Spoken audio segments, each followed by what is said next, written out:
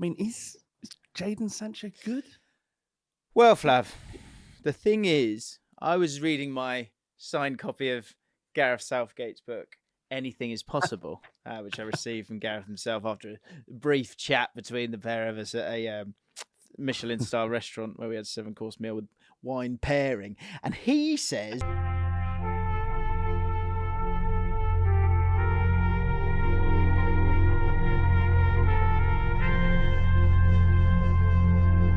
wine pairing, and he says not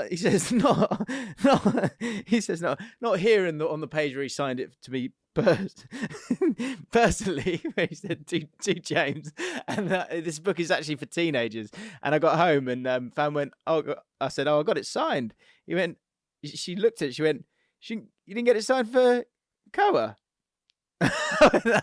Sorry, I just got me excited because I was with Gareth. Anyway, but Gareth says that anything is possible. So, yep. I mean, maybe. I mean, he's looking pretty good as our boy Jadon. Mate, sensational performance, unreal, and it begs the question. Yeah, well, hold on a second. Is that what you hold? So yeah. You had the meal, you had the meeting, you had all of that, and now you've got to talk about the book. Is that what it is? No, I don't. Absolutely don't. I will say is right. I think the book. I had a bit of patter with him, right? So okay, I don't know if I told you. So right, so guys, I met. What actually happened when I met Gareth Southgate yesterday in a Michelin-style restaurant with 7-course meal and wine pairing? I had, this is typical me. You'll get this. Basically, I was only supposed to have a photo with him. Everyone's getting a photo with him. Massive thank you to Hugh Blow and Saf who invited me. Bloody good food. Anyway, but prior to that, there was like a brief Q&A, and I got really panicked because I thought, are they going to go? I was on the table with the people that kind of like are in front of camera, and I was really worried they were going to go, come on, you lot, ask a question. So my brain was going, right, what's a good question? What's a good question? Yeah. And I was thinking, I'd like to ask him. I bet he does a lot of sort of research on like other sports and stuff like that. I was like, is there anything you're reading at the moment that's like at the front of your mind going into the Euros in terms of like elite sport and stuff like that? Anyway, that didn't happen. The Q&A didn't happen. But then when I went to have a photo with him, I felt it was weird just to get the photo and not have a brief chat. So I said, all right, Gareth, I was going to ask you. So I basically asked him that question. And he said, do you know what he said? He said he went to a thing recently where there was actually some interesting stuff actually in the Q&A, but he said that he went to something recently where it was about learning and how what's the best way to learn and what's the attention span of younger people and how you keep them listening to what you're talking to. Is he talking about young players or just young people? I think young players, really. Yeah, I think obviously he's from a different generation to the squad himself. So if he's doing, if he's doing a meeting but they're not listening, then what's the point? But what was really interesting is that anything is possible. No, again, I'm not getting paid for that. But what he did say, he said now's a really weird time because you have no control over anything, like because you don't know what your squad's going to be, because you don't know who's going to be fit and who's not. But he also said that we're still waiting on 5 or 6 players. Are they going to be fit? There's only a few weeks left of the season. Do we bring them? He said, do we bring them knowing that they're not going to be fit for the start of the competition, but could be fit later on in the competition? And that, when I was thinking, why did he say that? I thought about Luke Shaw. Video. Is who I thought about. Oh. Well, I just thought about Liz. He said there's a lot of succession planning. So like, if someone does get injured or if players don't make it back, there's obviously a problem with the left back position. So I wonder if someone like Luke Shaw, even if he doesn't make the end of the season, and I'm not sure how long he is out for. I probably should check that. But sounds like, he'll go and he'll play in the later rounds. Yeah, I mean, this is not new, is it, to an England manager or any manager? And often we've taken players that weren't fit for them to play later on. I think, didn't Kane was... There was questions about whether or not he was fit. Wayne Rooney, there was Beckham. There were times where Neville didn't make it. Oh, sorry, in terms of taking people along. Yeah, exactly. Beckham played and he wasn't really fit. I think Rooney's definitely the same thing at one point. But I think if I've learned anything, it's that anything is possible. Good. I've learned that from my friend Gareth. Just mates. Yeah, well, just for the record, I didn't go to this dinner. I wasn't invited, and this is the Jaffin podcast. Yeah, James and Flav, not James and Flav. James and guest. James and Flav for now. Yeah, sorry, that was rude of me. I should have welcomed you on. I want this half is that Flav. book. It's Flav, my guest. Well, I mean, I think the important thing that I feel like I've learned is that you need to be brave, be kind, and follow your dreams. So, Jadon Sancho, you should do the exact same. Anyway, I was asking about books, and then I didn't realize I was going to get a signed book. And then I went. So then I'm in a queue to get the signed book, and I went, what am I? I said this. I went, what am I like? Asking you about books, you got your own. he went, yeah. He wasn't interested. And then I went, I thought it was for teenagers. Your book. He went, yeah, this is that book. And then I said, the book's oh right, is it? I thought it was a different cover. The other book. Now, if I'd said that, or if I'd not said that, or if I was correct in saying that, or not correct in saying that, either way, I'm a loser. I know. Right. Yeah. Because I know in the book that he brought out for teenagers, I know that it was a different cover. And he went, yeah, that was the hardback. Right, of course. Yeah. And that's why we connect, because anything is possible. So I'm just looking to, hopefully I can build my confidence and unleash my potential by being brave. Jadon Sancho, should we talk about him? Or? Yeah, sorry. Anyway, so Jadon Sancho, could he? He could. He's had problems with Gareth as well, though, hasn't he? That's probably the problem. It is the problem that it seems James that he needs the right environment. He needs the right amount of leeway. He seems to need a long leash of which he can control how and when he behaves and when he turns up. And whatever it is, Dortmund is that place for him, clearly, because he hasn't done it for England and he hasn't done it for United. But that performance last night was sensational. It was incredible. Yeah. It was scintillating, James. It was excellent. It was titillating for some. And it's exactly what I know. It's an obvious cliche, but it's exactly what United have been missing. Is that skill, that ability to change in a moment the pattern of the game based on individual ability. Yeah, and in look. Like a Champions League semi-final. Is it the weak side of the draw? Yes, it is. But well, it doesn't matter. It's PSG. The thing is, right, let's talk environment when it comes to Jadon Sancho, okay? Because the environment that he was in at Man United is clearly not right. It's clearly a bit of a mess. I've heard from a few people recently that, yeah, it's all over the place in terms of the behaviour hasn't changed a little bit. The squad is still, a bit rotten and not connected to the manager, which could be true, could not be true. But when you look at how they play on the pitch, something's not right, clearly. But Jadon Sancho within that environment, right? The one thing I would sort of be wary of is hubris, but also like going too early with these things, right? Because he broke like a Champions League record for the dribbles in that game, which is brilliant. He's obviously playing well.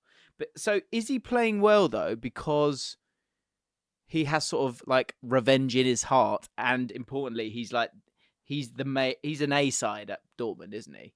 He's kind of like big. He's a big fish, right? Yeah.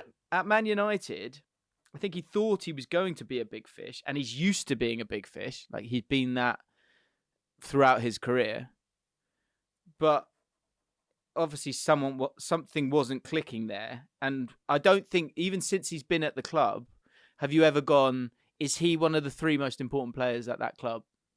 Whereas at Dortmund, he is. And so I wonder, and the same with England in terms of like his problems with the first team. And I use problems loosely because obviously they're all like elite footballers. But something's not clicked there either. Is there a sort of hurdle there that he's not going to be able to get past unless a manager goes, "You're my guy, Jadon, and you are world class, and you're going to play every game, and you're mustard"? Like, or is he like when he hasn't got that sort of bit between his teeth because he's got the desire to prove people wrong. Like once that levels out, is my point. Once that levels out, be it staying at Dortmund or going back to Man United, Yeah. is he going to actually still fly? Does he have the individual resilience? Does he have the inbuilt resilience to perform in the way that he did last night when he's not 100% comfortable in his surroundings? And it's not fair on him to say, yes, he should be, because loads of excellent players suffer in environments that aren't built for them. And often it's skill-based players. And you often see them fade away. And I think if Jadon Sancho had stayed at Man United and hadn't got this move to Borussia Dortmund, he would have faded away until his contract was up. By that point, or Ten Hag had left and a new manager came in who liked him. That's a risk. And by that point, it could have been so long that he's just faded away from everybody's minds, and his own desire in football might have been somewhat impacted. But what has actually happened is he's gone to a place that does celebrate him, does work for him, and ensures and gives him an environment in order to excel. Now, that's what you're buying. That's what Manchester United bought, a player who needs a system around him and needs the right support and needs, obviously, some sort of leeway in terms of discipline. You have some managers are really. The great point here, mate, is what Adel Taarabt in England. His best time was at QPR because he had a manager who understood him. Spurs, when he came through the ranks at Tottenham, they was like, "Who is this kid? He is going to be a world beater. He's sensational." But no manager could work with him to find a way of getting him into the team, other than Warnock. So you have to find the right manager if you're a player like him, and stick with them. It doesn't have to be with the same manager, but that managing style. Otherwise, if you go with disciplinarians like Conte or like Ten Hag appears to be, where they have no room or no time for ill discipline. But that as a manager is what you need. You need to understand the players and understand that not all of them can fall in line. They're human beings. Adel Taarabt couldn't fall in line anywhere else other than Warnock, and even then he didn't really fall in line. But Warnock knew he was so good. Didn't fall in line. He gave him enough rope. Yeah. But I think that so you can only get that rope if you're so good, right? Taarabt that season was involved in 56% of a team that won the league's goals. So like the output is phenomenal. Stephen actually just says output isn't everything and performances are more important, but he only has 1 goal and 2 assists, so people need to relax today. I think there's still there's a lot of unanswered questions here, and there's we don't totally know the truth, because the thing is as well, we're not saying, I think it's not right to say that he's the sort of victim in the scenario either. Not at all. So he had a massive role in his downfall at Man United. He should be able to play ball. But what we're talking about is a performance in the Champions League football. And the reason why we're talking about it is that performance in the Champions League semi-final was one of the best I'd seen at that stage in the competition. To do it at that level under that amount of pressure against PSG with the world watching, that is impressive. And that's exactly what Man United have been missing. If you look at what they've got on the right-hand side, which is, at times Anthony. Yeah. Anthony could never do what he did last night. So how do we get to the bottom of why this scenario has played out? Whereas an on-loan player from Manchester United has joined Borussia Dortmund and could well be going to the final of the Champions League, and they're stuck with Anthony. Because I think that because the fire as well. This is what I'd be intrigued to know, and you can never know. You're obviously just guessing. But two things here is that, like, the fire that's in him right now, is that because he's on loan? And he's only there for 6 months anyway. It's like a holiday romance. Whereas and the second part of it is, what do you do in the summer if you're Jadon Sancho or if you're Man United?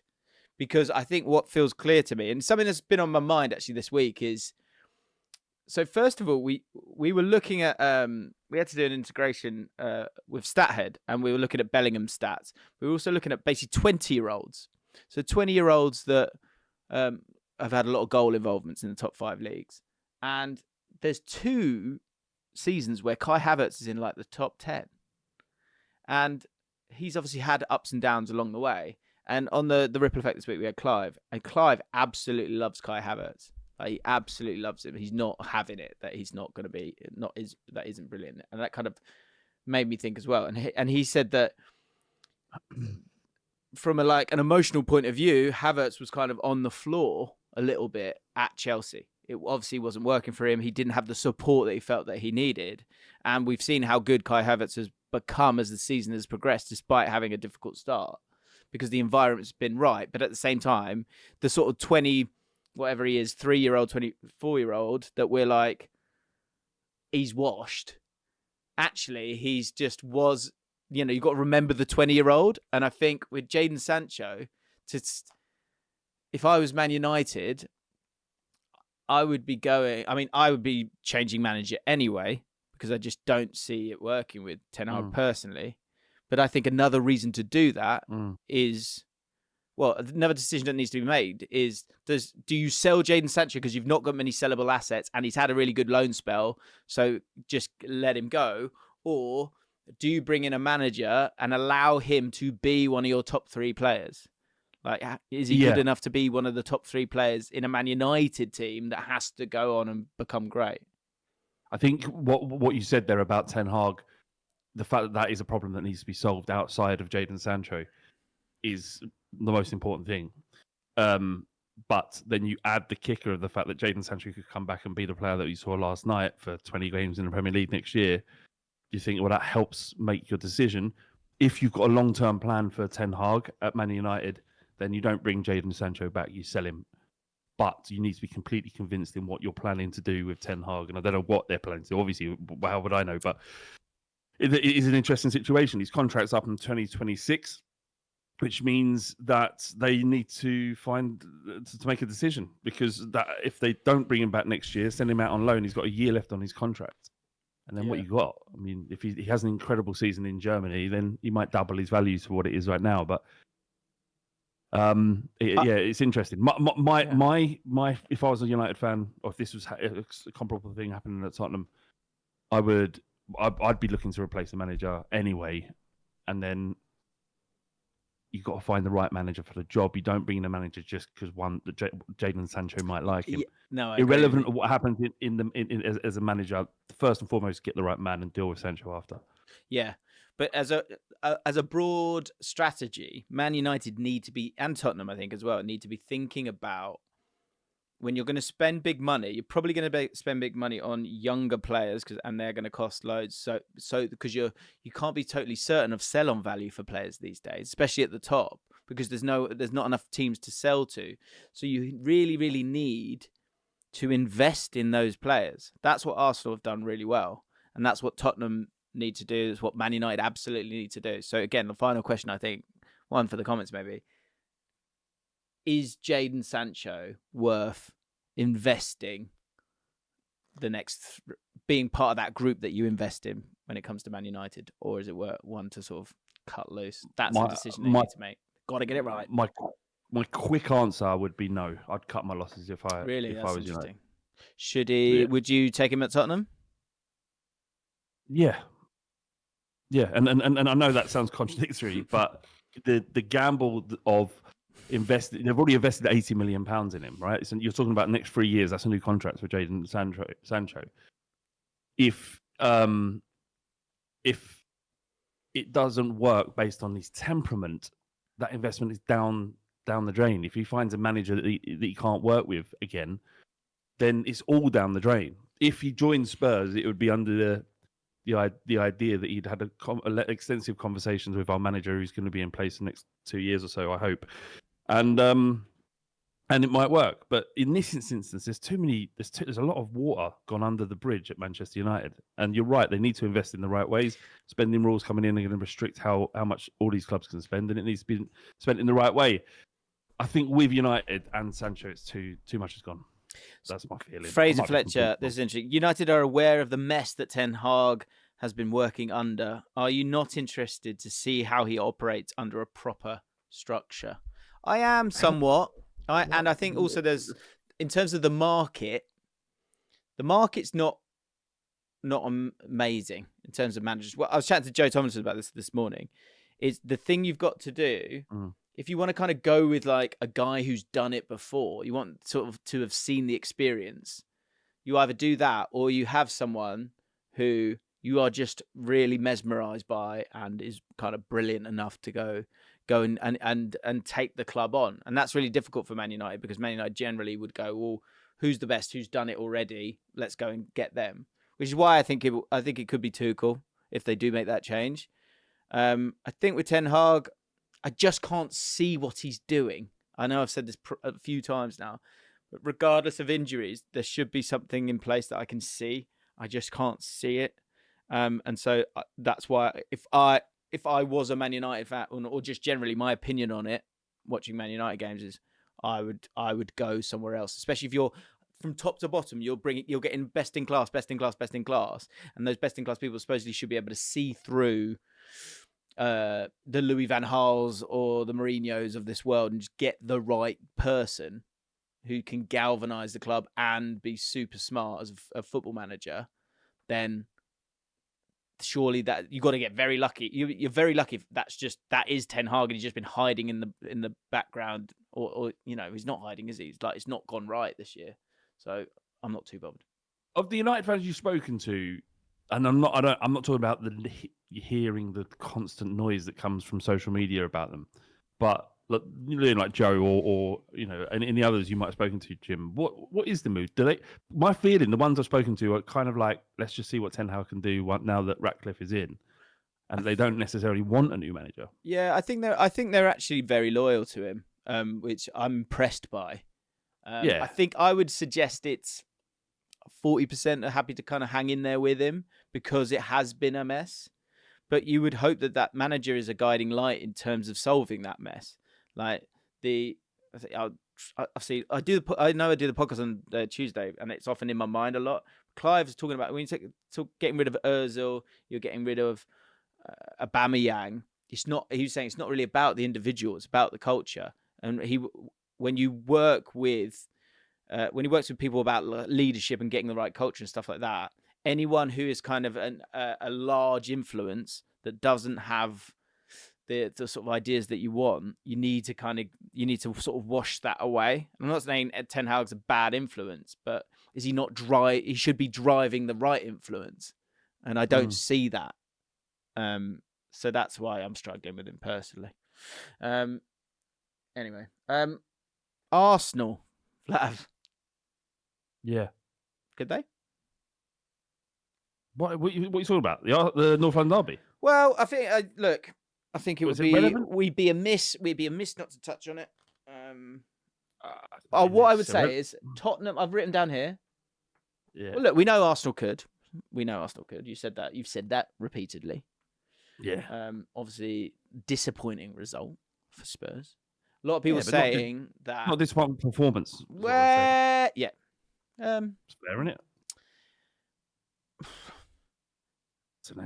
It's tricky, isn't it? So, what do you think? So, right, I've written down Tottenham growing pains ? The truth ? What is your? We don't talk about Tottenham actually that much, or haven't done for a few weeks at least.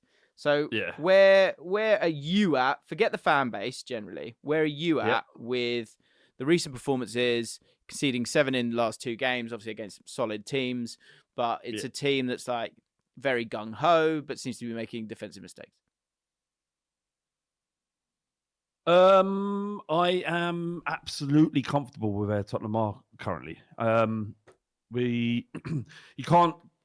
want to caveat the fact that it's likely that we won't finish in the Champions League with the fact that we've come from a club that this time last year was completely broken. Like it was lacking on direction. We had a director of football who was essentially thrown out of the game. We had the complete capitulation of Conte and Stellini coming in, and Ryan Mason as manager. We had 3 managers last season, getting battered wherever we went. It was a mess, and so there was so much work to do in the summer. Not least figuring out what we're going to do when Kane eventually leaves, which he did the day before the season started. For us now to be complaining about set pieces, when last season we were complaining about what was going to fucking happen to our football club, I think that's progress. Now, overall, I think there are things that Postecoglou needs to sort out, but of course, he's 9 months into his job. There'll be tons of stuff that he still needs to figure out and make better. And he said it himself. He will achieve this. To hear him say this, I will achieve success, and it won't be about dealing with set pieces. To have a manager who's so sure of it, whether he does it or not, is almost irrelevant at this point. Because I've never heard a manager at Spurs talk in a way that he is convinced that he will achieve success. And if he's convinced of it, then I'm convinced of it. How else can I be?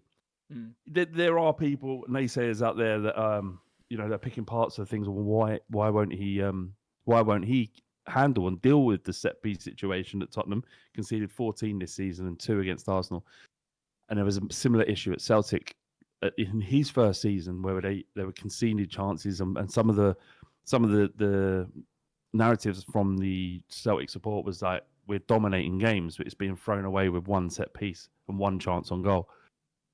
Statistically improved dramatically in the following season, and Postecoglou himself has said that he's this isn't the first time in my career that I've been criticised for not being able to sort out set pieces. So if it all feels familiar to him, then who's to say we can't go on and achieve everything he thinks we can? Do you know what I think? Sorry, go on. Go on. Yeah, well, that's it. So go on. Oh, I think what's interesting here is that I bet as well. I bet he's already got this plan in place. I think there's years to this game, like of getting yourself to this point. Like you can see that. You see that with like the Klopp Liverpool side that got to that point. Even the Man City side, it takes a few years, and then there's different facets to the game. All are very important, but I think with Tottenham, it's very clear which facet you're focusing on this year. And we said at the start of the season, after a couple of pre-season games, let's get the table up. We said, didn't we? Didn't we say something like 70? What if you score 70 goals, concede 70 goals? I know what you're talking about. What I said if we focus on the goal difference, if we can get 30, we'll finish in the top 4. But we got 15, so that was what we said. But I think I said if you score, here you go. Look, if you score, I said if you score 70 goals and concede 70 goals and you finish 6th or 8th, you would take that because of how the packaging is miles better. Obviously, it seems silly when you're going, oh, we're doing all this good work and then we're spoiling it with that last element of it, which is, but it's a huge element, but it's one that maybe not is obviously not his priority. His priority is with the ball, going and winning games. And that's what got you back into it. The next stage will need to be that, because I think you've seen that with Arteta. You've seen that with Man City.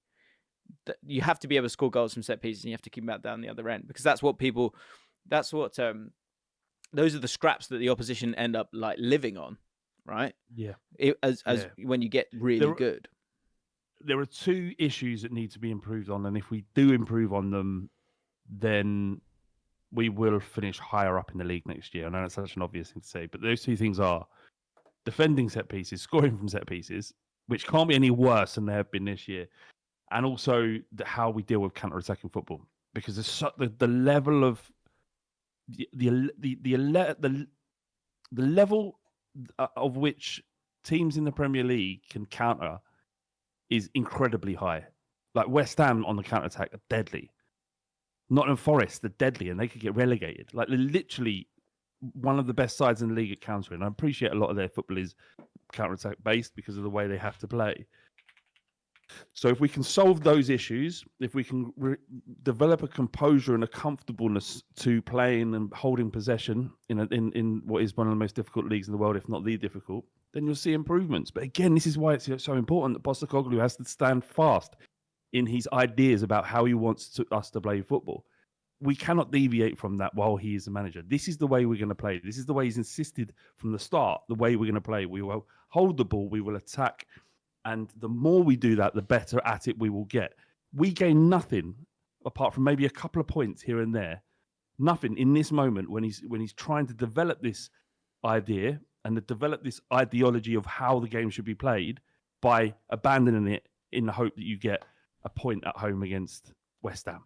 Yeah. You have to believe in it. And if it doesn't work in 12 months, if it's still not working, right, well, we tried. We gave everything. But to abandon it now, because there is a glimpse of Champions League football, I think in the long run, just won't work. Certainly not with this manager. And if it doesn't work, like I say, football never ends. There'll be next season. We'll get another manager. We'll talk around it again. We'll be excited again. And that's football. Yeah. I just quickly have a look at it. Yeah, it's interesting. Like the set piece XG is third highest. Goals conceded. Burnley worse at set pieces. You can see less shots than other teams as well. Though it's a small thing, but it's a big thing. I'd imagine I'd interested if you can see at the quality of chance that we're conceding must be sky high. Yeah, I can't. Well, what's the point? No, what's the point? What do you mean? Well, I can only click the buttons that are there. But what's in terms of chances conceded? Who has the highest XG against? Sorry, say it again. If you look at the charts in terms of most shots faced in the league this season, before the Newcastle game, I think we were at third best. But the standard of the quality of the chance we were conceded, been conceding, it's been very high. So I was thinking if there was a way of seeing like the XG against for Tottenham. What over the So the XG against. So there's open play. Open play. Is this one? So that's not with set pieces, and your XG against. We're not very good at it, are we? Is what I'm saying. Yeah, you're not very good at what? Not giving away easy chances. Big chances, yeah. Well, yeah, because that's how you play, isn't it? Like, and I think that's year 2, year 3, where you need the contingency plans. You need the right centre. You probably got the right centre backs, but you need a backup Udogie, not Ben Davies. You don't want to hammer him, but like same with Porro. Like you need 2 great players in every position, but at least he's got a vision and idea. Right, enough of that nonsense. I did Jim Big Laughwood. Lots of good comments this week. We're back, guys. The bits are back. The fun's back. Oh, actually, I did just want to touch on Queen's Park Rangers are bloody safe. What were we worried about? What on earth were we worried about? Honestly, don't worry about it. Safe. It was absolute class at the end of the season. 1, 2, 3, 4 goals. When was the last time you won 4-0 at home? Fucking hell. I have no clue.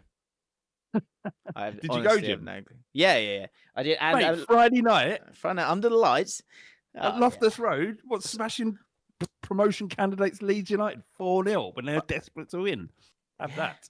Mate, but like the players they had, Jesus. Also, we were brilliant, though. Absolutely brilliant. I didn't wear the shirt, which I'm kind of annoyed at because I could have really juiced up the superstition on it. Well, now you know the answer that it doesn't mean anything, so you don't have to worry about it. I hadn't even thought of that.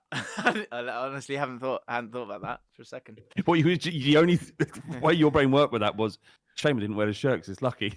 Yeah. Because I could have juiced up the luck. Sick. Is what I'm saying. I said in terms of my luck XG would have gone through the roof. Or actually, forget the XG, just the luck goals would have gone through the roof. Right. Yeah. But I've wasted that now. Yeah, I actually didn't think about that like that at all. I just thought about it's basically I'm pouring more luck on it if I had a tape warning on that one. Okay. Do you know what I mean? Yeah, but I didn't. Which is annoying. That doesn't make any sense. It's actually lost. The shirt's lost luck somehow. But that should have Marty's face on it. Really. Will QPR have any money to spend at all? We're in a better place money wise, and if Luton, Burnley, Burnley are going to be strong. I've got a funny feeling Burnley will stay up, It's hard. They've got a chance. They've got a bloody chance. But in terms of the teams going down, teams going up, I think it's going to be a weaker division next year, which gives us a better chance. So, with the right... Look, it's so funny. We're going into the game. We still need a point to win the game. Honestly, about 20 minutes in, we're 2-0 up. I can hear the lads around me going... I'm telling you, all we need is a striker and a goalkeeper, and we're fucking going up next season. I was like, can everyone just slow down? I love it. I love it, though. Down. Honestly, I had the same question about 3 times. We're only 3 players away. It's like, oh, my God. But it just shows I love it, mate. That's what football's all about. Yeah. You're right. It is madness, isn't it, at the end of the season, how the results just get so crazy. And we go into this weekend with... this weekend with the Rangers are safe. Any QPR fans watching this who are going to Coventry, I can't stress this enough. Get a burger. Get a burger from Coventry. They're immense. And enjoy it. And, you know, if you miss a goal because you're eating the burger, it doesn't matter, does it? Does not matter. Yeah, but do you reckon, it's Birmingham just quick last one, week. Do you reckon Jude Bellingham's given Birmingham a second's fault? Nah. He doesn't give a shit. Is it on his mind? Nah, of course not. He's forgotten he's even played for him. You can say, but I doubt he can even spell Birmingham anymore. Right, Jim Big Laugh Award. Dropped his bummy accent. Don't hear that anymore, do you, in the interviews? Yeah. Vamos. Not in that, are we? Right. Jim Big Laugh Award. So, the UTFT. Everton fan, a long-time slug here. Flav, I could bloody kiss you. Hearing a non-toffee talk about us so glowingly is a great feeling that we've been missing for years. Whenever we're discussed by fan channels, it's always because we're a basket case. You're my favourite guest. I hope Jimbo gets you back in next week. What are you? It's like a Jekyll and Hyde, that is, because I've been robustly attacked by the Everton fan base this season. Yeah. So, it does, yeah. It's a funny old game, isn't it? Comes say nice things. Cycles. Yeah. People are nice. Well, yeah. Well, I'll get to a top comment, which kind of touched on that in a second. Jack Byrne, ultimate power play from Flav. I couldn't find this is this podcast, right? That in my preparation for this podcast, I was skimming through the podcast to try and find you drinking from a mug. So this one. This was top comments. Yeah. Top comment. Ultimate power play from Flav. 178 likes. Flav drinking from a mug that quite greedily has two handles and not using either of them. Yeah. So, but I couldn't find the moment. But at least we've seen the mug now. There you go. RSG says he just uses it for imaginary trophy lifts. Oh, come on. That's not necessary, is it? Yeah, we'll let it drink. Come on. We'll let it drink. By the way, if you do want to become a patron and join us in the comments, you can do so. And there's a link in the description. Please get involved. We're doing a sweepstake, aren't we? We're going to be doing a Euro sweepstake. And so if you want to be a part of that, where we'll have to fork out the prize money for it, then you can do for less than a London pint. Done that once already. We as well. Yeah, don't know. Yeah. What is it? What is it then? Is it like a sweepstake for every international tournament that ever takes place? What, are we gonna have to be out of pocket for the African nations next time? Are we? A sweepstake for that as well, do you? Yeah, we do. Yeah. And before you ask, no, we're not doing we're not doing the Copa America this summer. Back off. Umbro Cup. Ridiculous. Freddie Finlow says, I've got a new bit. Where do players sit on the team coach? It's the replies to this that made me laugh. Where do players sit on the team coach? Now, also, for our patrons, could you please now write in the chat random players that you would like us to discuss where they would sit on a bench, on the bus, sorry. He says, I can see Joey Barton sat at the back of the bus, no way near the manager at the front. Likewise, someone like Harry Maguire loves a seat near the boss. So these are the replies to it. Audio Styleable says, he said, for example, Odegaard pushes the assistant out of his seat just to sit next to the boss. And then then we had a bit of drama. Sean Peake said, I'm not sure about this one, Freddie. They're not happy with the bit. Doesn't want the bit. Sorry, Freddie, I'm not sure about this one. I'm calling this one. He says, wanting this bit reeks of someone who would sit next to the teachers on a field trip. Dan pipes it. Not Freddie. Dan now entered the conversation. He says, now less of that, Sean. This one might have legs. I think Miggy Almiron doesn't even sit down. He just runs up and down the aisle like an excited kid. All the other Newcastle players look at him with contempt. Sean came back. He said, I'm not sold. I'd love to see the lads take this on. I think they'll agree that wanting to listen to two men talk about people on a bus is not only deathly boring, but would only be enjoyed by bus riding window lickers, which I'm not sure you're allowed to say anymore. I'm not sure you're ever supposed to say that. Yeah, brackets. I've got a new brackets bit. like Harry Kane. Can't Kane. say anymore. Yeah. He No, said but is he added those brackets? I can't read what you're reading. Yeah. That is outrageous. I think that's a 1 week ban. However, it has given me an idea. What can't we say anymore? Yeah. Discuss on these podcasts. Yeah, can we? But we might have to get a guest to read it out. Hang on, I don't feel like this is going to work. I'm not sure. This is a terrible idea. Terrible I'm not idea. sure about that. Dan came back. Obviously, so Sean's not happy. He doesn't feel like it's a bit. Doesn't think it's going to work. Dan said, we discussed buffet tactics for like 6 months. Doesn't take much to entertain the slugs. I mean, buffet.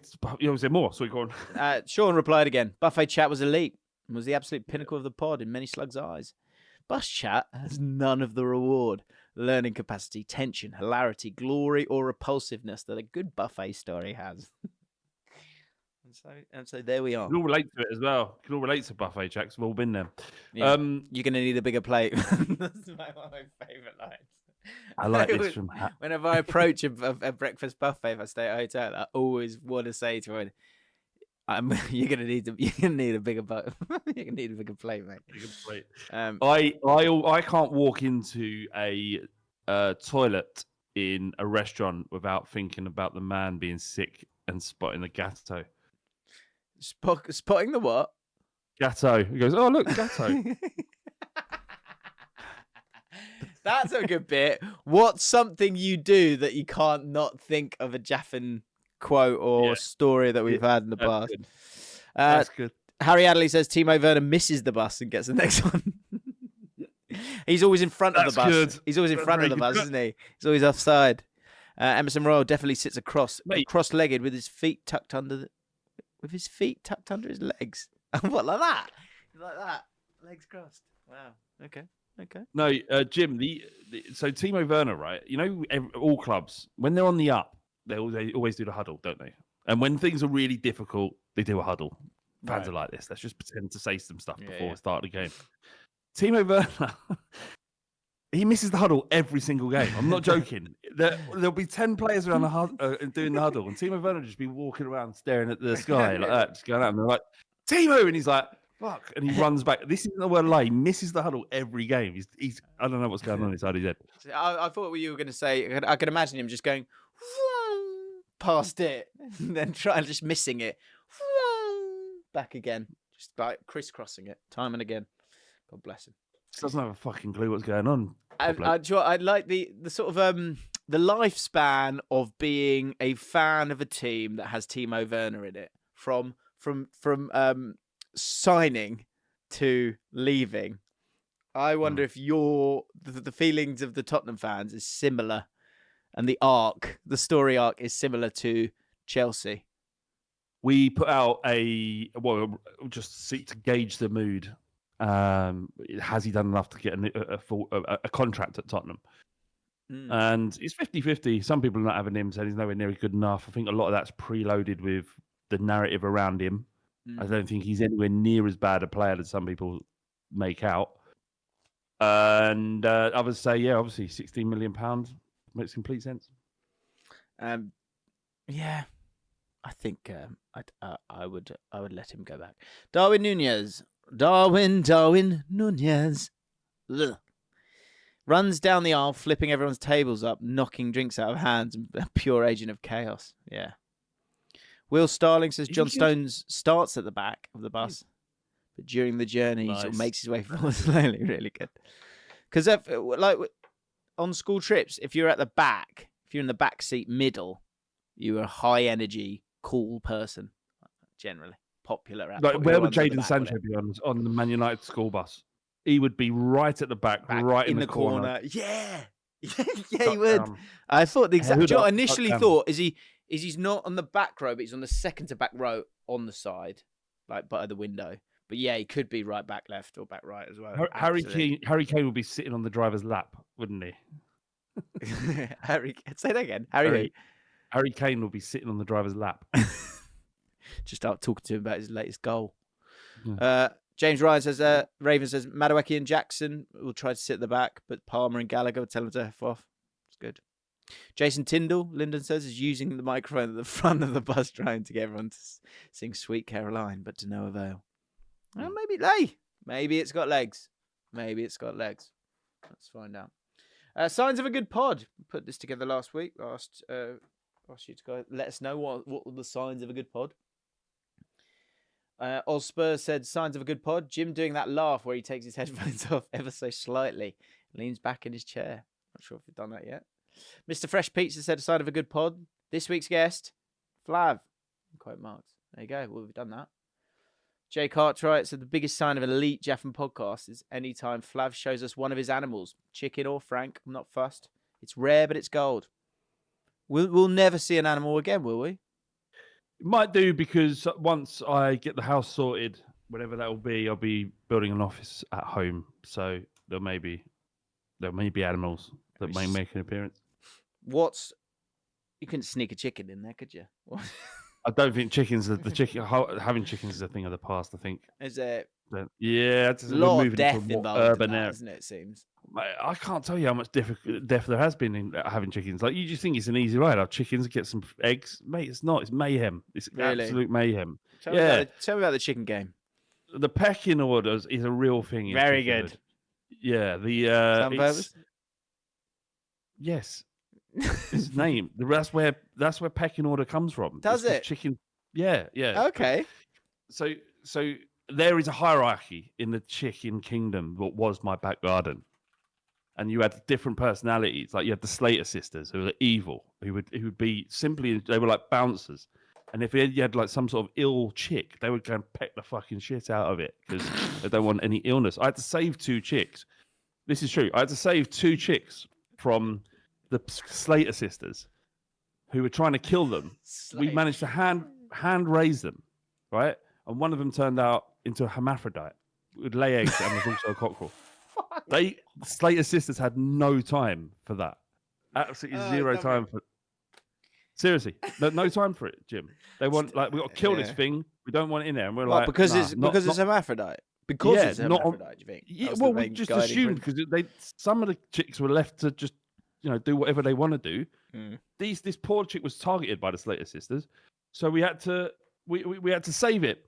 And when we saved it, it grew up to be a bit of a dickhead, really loud, and could lay eggs as well. So I think that's why they targeted it, because of that. That's blown my mind, the pecking order. I didn't know about that. The basic pattern of social organisation within a flock of poultry, in which each bird pecks another lower in the scale without fear of retaliation and submits to pecking by one of higher rank. So, wow. So when you feed these chickens, and there are lots of them, they order. So they were the ones that are not at the higher end of the scale in terms of popularity amongst the other chickens, sit back and wait for the others to finish. Often, the cockerels will sit around the feeding bowl, right? And they will let the hens, the ones that most likely to lay probably, or their girlfriends, as we like to say, they would let them eat as much as they want. Then the cockerels would eat. Then the shit chickens would eat. Yeah, shit chickens. Wow, that's fascinating. I learned something there. That's great. Thomas Martin suggesting that they were bigoted. Do you agree with that? Would you say they're bigoted? Yeah, but they don't give a shit about it. They haven't caught up in all those sort of social conformities, right? If they don't like hermaphrodites, they're going to kill it. That's what these chickens do. That's why, in the long short of it, we had to get rid of the Slater sisters, because they were just fucking arseholes, man. They just leave the chicks alone. Yeah. We had to get rid of them. And just to round this off, James, death is very close to keeping chickens constantly. Right. I never thought I'd have to kill an animal in my life. I've killed loads. What's the upside of the chicken game? Good reason, game? not just for a laugh. Aside from eggs, not killing the chickens for a laugh. I'm just saying, Aside from getting eggs, what is the upside of the chicken game? There is nothing better. There's nothing better, mate, than the sun, than like sitting out in the garden. It might be a nice sort of 4:00 on a Saturday afternoon, and you're either you might have having a cup of tea, and you're looking down and watching the chickens walk about. That's living there. Yeah, that's living right there. That's nice. Why do you like the way they walk around? What's that? They're just funny. They're funny, and then they have personalities. They've got personalities. They're among the best pets I've ever had, but they're a fucking nightmare as well. Like when the fox finally came and got them, and I'm saying we lost about a good 38 chickens. It was a bit of a relief. That's a because lot. we had too many cockerels. You know what cockerels do at 2 o'clock in the morning? Shag. They have a cock-a-doodle off. And you have one of them does it, then the other one goes, "Fuck, what's he saying? He'll do it." And then you'll have 5 chickens just going, Shut up. "Fuck, You shut want up. some? You shut up. Yeah. You shut No, you shut up. Interesting. Yeah, man. Yeah. So, and I don't want to go about dispatching these cockerels, what my game's about. But by the same token, I can't let this continue. Something has to be done because, it's they're very noisy. Okay. And right. then Fox came and sorted it out. We've got what time you got? You got to go in a couple of minutes, haven't you? Yep. Okay. So, Oz Spurs. Actually, Spurs. We were talking about the fruit bowl and the Spurs with the melon, but it turns out they were actually Spurs with a pear of the fruit bowl. But that mention has given me inspiration. Footballers as part of an English breakfast. Bacon. For everyone besides James, Messi, the undeniable GOAT. Okay. Bacon's overrated. Right. I agree with you, but people seem to like it. Egg. Gerrard, one of the very best, would be the best in every position, incredibly versatile and consistent. Sausage. Yep. Gascoigne makes a good meal into a great meal. The deciding factor and pivotal in making the difference. Yeah. Black pudding. Michael Owen. Great in England, shit everywhere else. Did well at Madrid. Did well at Madrid. And in Liverpool, obviously. Yeah. I'm interested in the grilled tomato. Is that on there? Yeah, it is. Yeah, I don't think you're gonna like it. Mushroom. Jordan Henderson. Underrated part of the side. Still an acquired taste, but is very important if you know your way around the plate. Baked beans. Busquets. The undisguised heartbeat.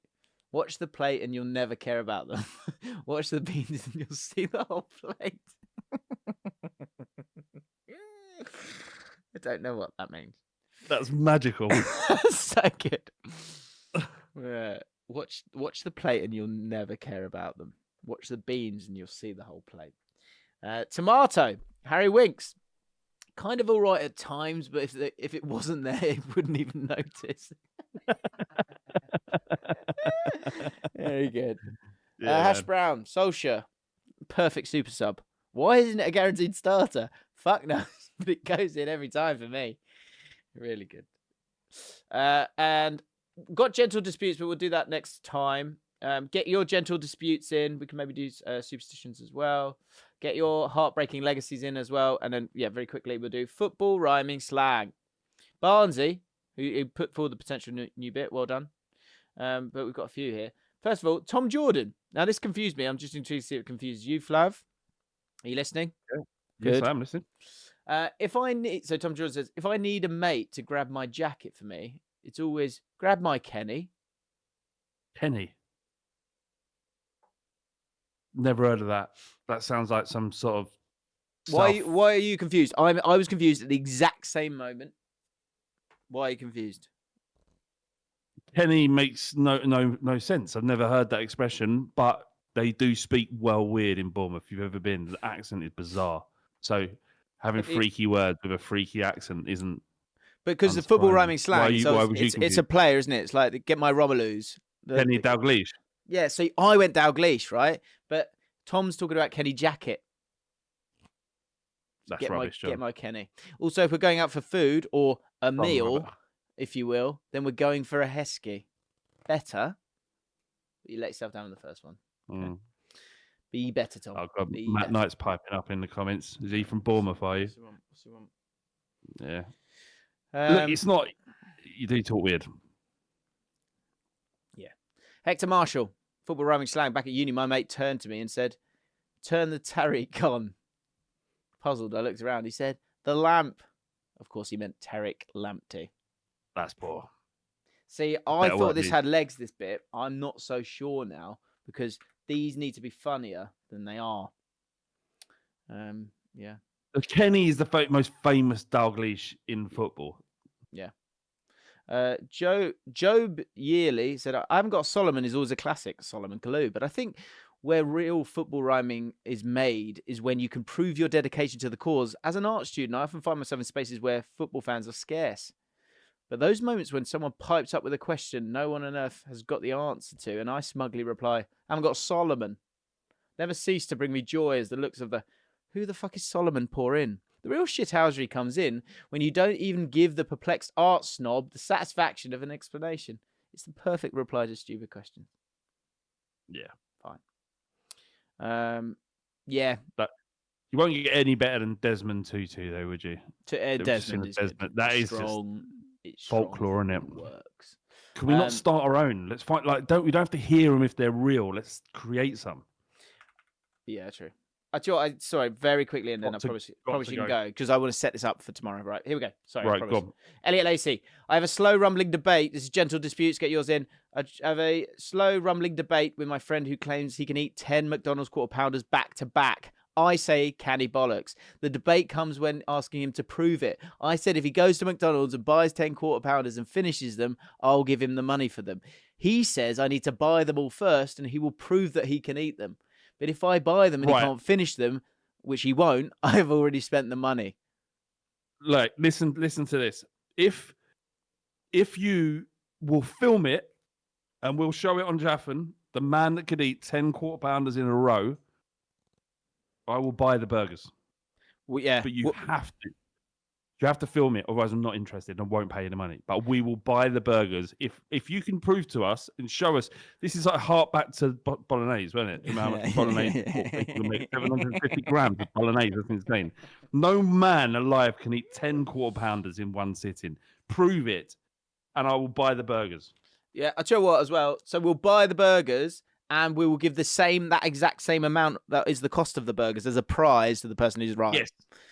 Right, but that isn't a free-for-all. That's not for anyone saying, well, I've done it, I want to buy the burgers. If you Elliot Lacey. Elliot Lacey. It's him. Elliot Lacey. Although, if anyone wants to try it and film it, we will probably analyze it. The bit, This is the bit, Jim, this is the bit we've been waiting for a long time, I think. Yeah. Can a man eat 10 quarter pounders in a row? And with that, I've got to go. You've got to go. You go, Flav. You go. I'm just going to show the world this because it's the best thing I've seen this week, and it is the dad of a groom tapping him on the shoulder, and in slow-mo go, we're 3-0 up when he's just got married. Get in there. It's the best thing I've ever fucking seen. Anyway, just want to share. Right, bye, guys.